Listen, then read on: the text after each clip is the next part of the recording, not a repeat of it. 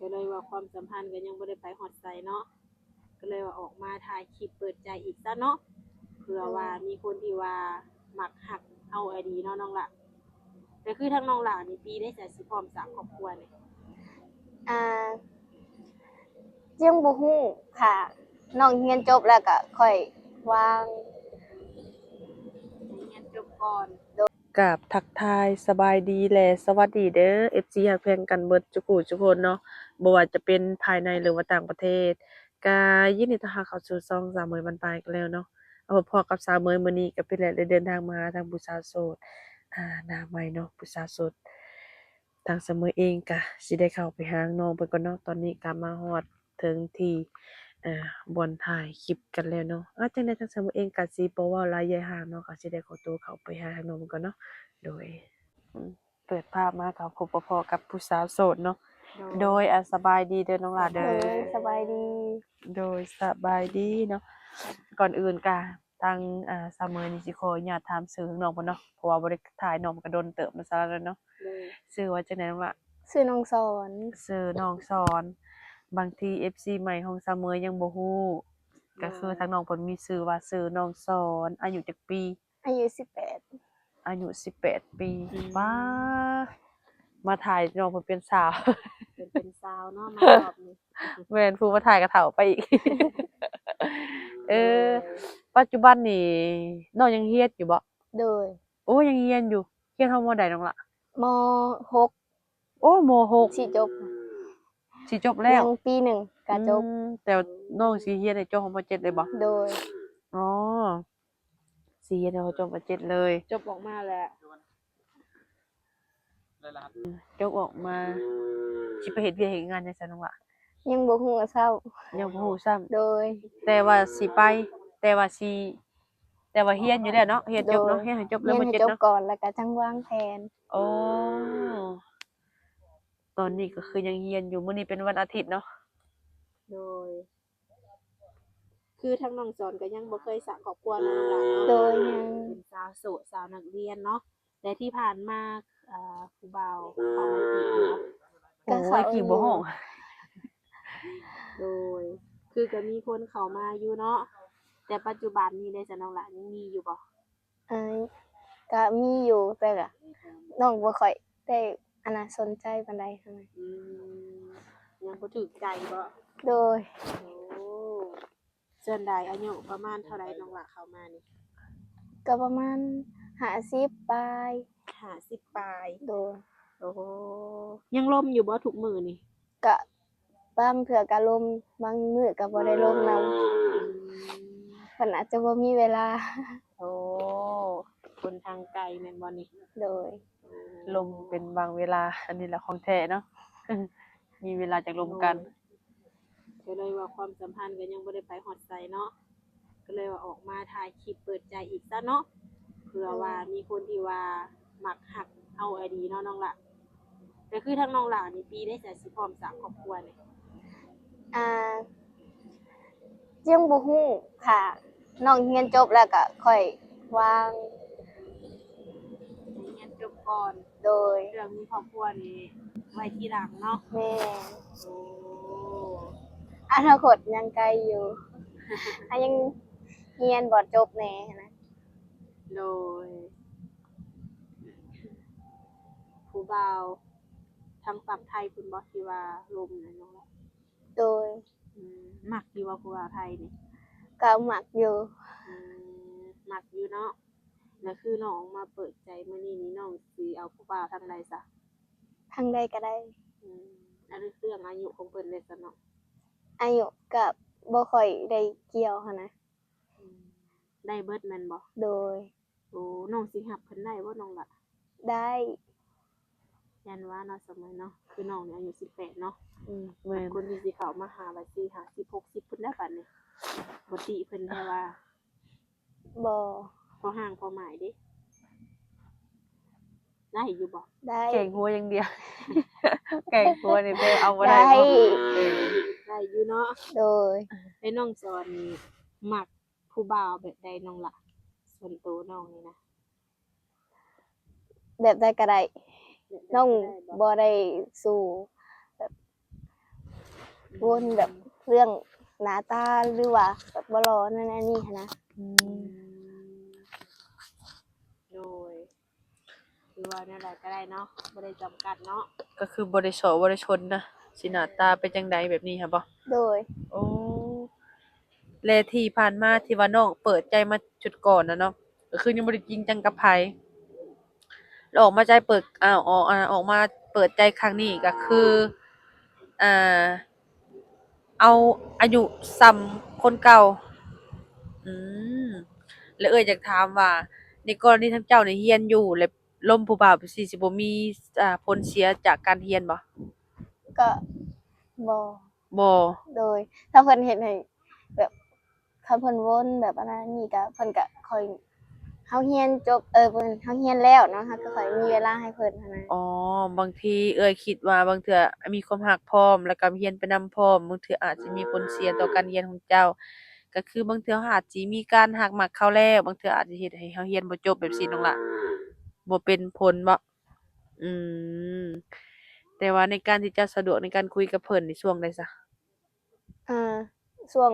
แรงๆตอนเช้าก่อนไปเรียนหรือว่าเลิกเรียนผังเรียนในการที่ว่าลมกับอ้ายเพิ่นหรือว่าลมกับหนุ่มแต่ละคนนี่เนาะแหน่เพิ่นฮู้ว่าน้องยังเรียนโดยเพิ่นฮู้ ฮู้แล้วเพิ่นก็รับได้ว่าโดเจ้ายังเรียนอยู่ แล้วเจ้าได้ให้เจ้าเคยให้คำมั่นสัญญาของเพิ่นบ่ว่าในการที่ข้อยเรียนแล้วหลังจากข้อยจบแล้วข้อยสิเอากับเจ้าเป็นลูกเป็นผัวนี่เจ้าเว้าอยู่บ่บ่บ่ได้เว้าโดยโอ้มีแต่เฮาเว้านำเพิ่นว่าถ้าเฮาเรียนจบแล้วเฮาค่อยวางแผนว่าสักว่าคันว่าเรียนจบแล้วสิคันว่าเฮ็ดบัตรไปทางพุ้นหั้นนะอ๋อเฮาค่อยวางแผนกันอ๋อแต่ว่าบ่ค่อยเว้าแบบพวกอนาคตนะ อ๋อมีแต่วางแผนกันไว้ก่อนว่าโดยสิหลังจากจบเจ้าหาสิเฮ็ดบัตรไปหาเพิ่นแบบซี้บ่ไปหามาสู่กัน แม่นแต่เรื่องว่าสิให้เอากันนี่ยังบ่ฮู้เนาะ โดยเพราะว่าสิถามเพราะความหมายบางเทื่อเจ้าอาจสิยังเรียนแบบนี้นะบางคนเพิ่นอายุหลายแล้วแล้วบางคนเพิ่นอาจสิอยากได้แบบอยากสร้างครอบครัวเป็นลูกเป็นเมียแบบซี้หั้นเด้อาจสิท่าบ่โดนแบบซี้เด้บางเทื่อเจ้าอาจยังน้อยแน่อาจยังบ่พร้อมการสร้างครอบครัวแบบนี้หั้นนะแต่ว่าทางเจ้านี่เรื่องสร้างครอบครัวนี่ยังโดนบ่น้องล่ะก็คันว่าให้ดนก็ดนอยู่โดนอยู่โดยเพื่อสิสร้างเพราะว่าเฮาก็ยังเรียนอีกปีหนึ่งอืก็ยังมเผื่อเฮาหาเวียกงานได้หั้นนะก็คือประมาณปีหนึ่งเพื่อน้องเรียนจบเนาะ และในกรณีที่ฝ่ายชายเพิ่นเข้ามาหาน้องก็ต้องเริ่มแบบว่าคุยกันก่อนเนาะถ้าว่ารับน้องได้ถ้าน้องได้เนาะแบบถ้าเผื่อน้องเรียนจบหั้นแหละเนาะแม่นเออแต่ว่าเรื่องการสิสร้างครอบครัวนี่อายุหลายส่ำใดน้องล่ะก็ประมาณ50ลงมาก็ได้คือตัวเจ้าเองนี่นะสิฮอดอายุส่ำใดสิสร้างครอบครัวได้อ๋อประมาณ20ปลาย20ปลายปีประมาณ21 22จั่งสิสร้างครอบครัวนะโดยโอ้แต่ว่าในกรณีที่ว่าเปิดใจหานี่คือต้องได้คุยกันซื่อๆเนาะ คุยลมเป็นแฟนหั้นนะอ๋อคุยคบหาเป็นชู้เป็นแฟนกันไปโดยหามาสู่กันได้ได้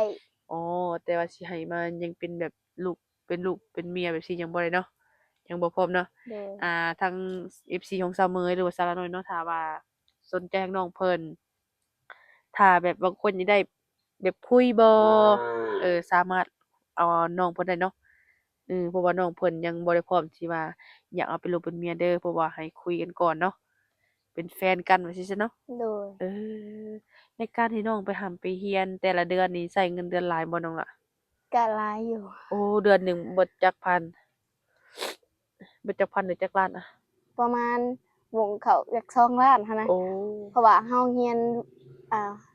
อันมสูงมันต้องใช้เงินแหน่หั้นน่ะสาวมปลายเนาะเว้าง่ายๆซะสาวมปลายการใช้จ่ายก็อยากหลายแหน่แม่นเว้าง่ายๆซะเนาะจักหน่อยเพราะว่าค่าเซ็งอีกเนาะเออเซ็งแล้วก็คือเซ็งบ่อน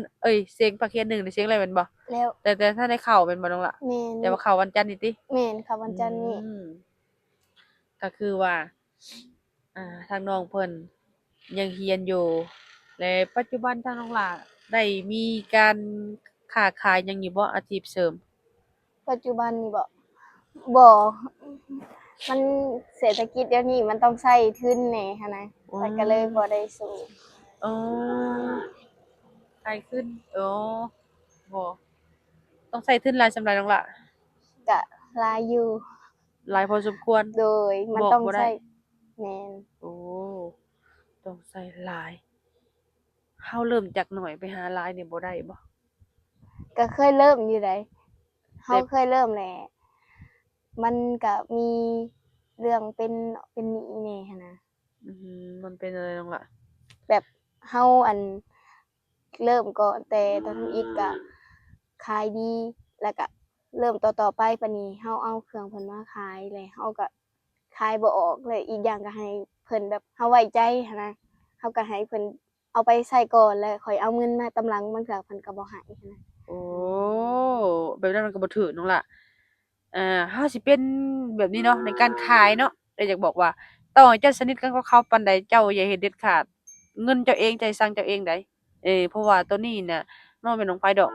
เฮาในการที่สิไปใจดีให้เจ้าใช้ก่อนเด้อเดี๋ยวเจ้าเอาค่อยเอาเงินให้เฮาบ่เห็นพวกการขายของเฮาเงินใช้จ่ายของเฮาบ่เฮ็ดแบบนั้นเด้อมันบ่เกี่ยวกันนั่นแหละคือเจ้านี่วางการขายบ่ถูกมันจึงได้เป็นหนี้เออ เป็นหนี้หลายบ่น้องล่ะ ก็หลายอยู่แต่ก็จัดการ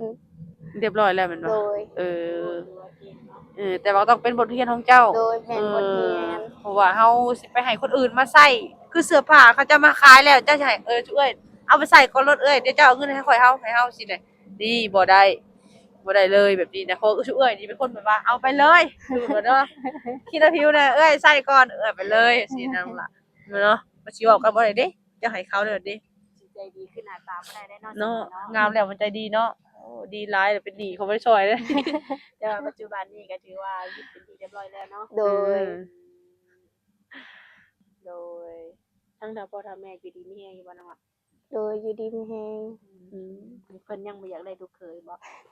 ยังบ่ฮู้เพิ่นยังบ่ได้ถาม ลูกสาวเดียวแม่นบ่ แม่น บ่อยู่นำสามีได้อยู่บ่นี่เนาะ มูลขอนเลยมูลขอนได้สาวเดียวนี่ ลูกสาวเดียวค่าร้องเพลงได้เพิ่นว่าพอสิฮู้บ่ค่าร้องตัวเองเท่าไหร่นี่ บ่ฮู้ ต้องเอาได้หลายอีกได้หลายกะ เนาะ